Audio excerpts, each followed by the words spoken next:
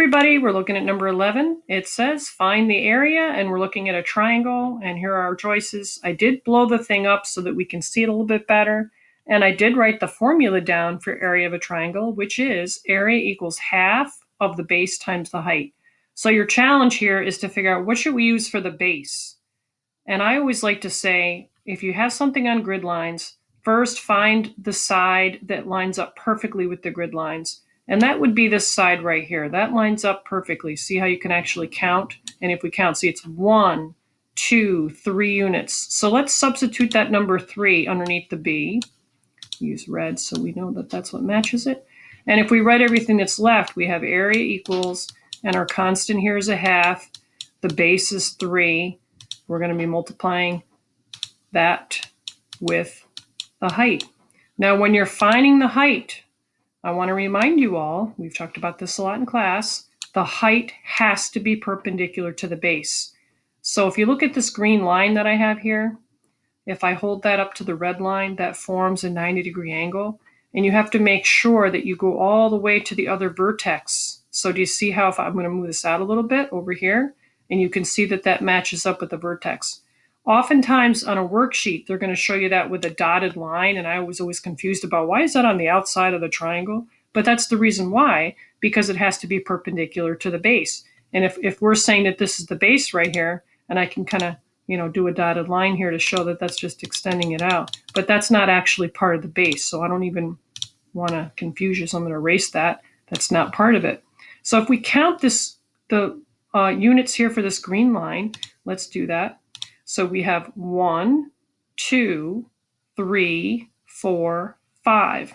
So the height of this thing is 5. All right, we have to multiply all these numbers together to get the area of this triangle. If we had an even number, I'd suggest taking half of it, but we don't. So when that's true, sometimes it's best to just go ahead and multiply your two odd numbers together, especially if it's mental math, which in this case I'd say it is. This times this, we can do that in our head and get 15. And if we bring everything down that's left, we have half times 15. All right, so a couple reminders. When you're using a calculator, I want to remind you that taking half of something is the exact same thing as dividing by 2. So times a half and dividing by 2 are the same thing. You probably already know that these two things are reciprocals of each other, right? They're reciprocals. So we can use either approach here. You can either, stick with the half, or you can take your 15 and then divide it by 2, but you would have to put in the 15 first and then take half of it by dividing by 2. So if you're confused by what I'm saying, then another thing to remember is that a half is equal to 5/10. So if you ever find yourself getting mixed up, you could substitute in this green number right here in place of the half, and that's another way to get the correct answer. So when you're using your calculator, let's just review how to do that.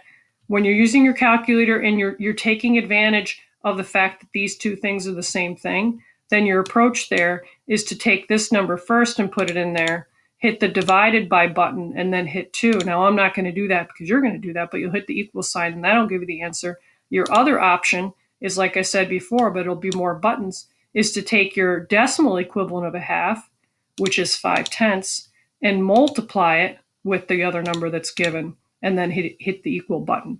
Now, what would a conscientious student do? They would probably do both to make sure that they get the same answer. All right, so good luck finishing this up, and you'll see it's one of the answer choices. Carefully select it, and hopefully you'll get the right answer. All right, excellent.